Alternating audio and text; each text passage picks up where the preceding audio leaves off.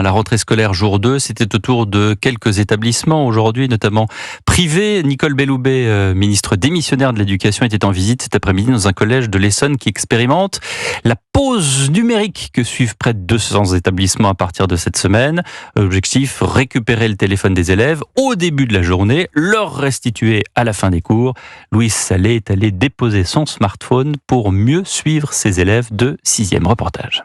Les élèves démarrent leur journée en déposant leur portable dans une enveloppe, elle-même insérée dans une mallette. Il y en a une par classe et toutes ces mallettes sont rangées le matin dans une armoire fermée à clé dans une salle.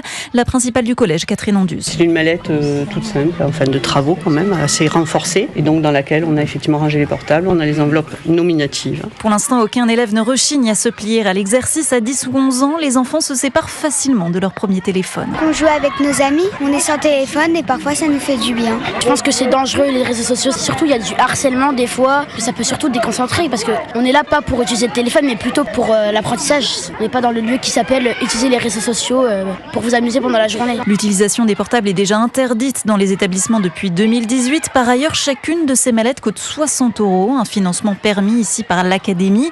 Nicole Belloubet a redit sa volonté de généraliser le dispositif en 2025. Cela suppose que nous puissions faire un bilan de cette expérimentation en termes de qualité de vie, de fonctionnement également, et en termes de lien avec les collectivités territoriales qui sont nos partenaires, les départements, sur ce projet. Mais Département de France, qui finance les collèges, a déjà exprimé ses réticences. Cette opération serait trop coûteuse et précipitée. Un reportage de Louise Salé, spécialiste éducation d'Europe.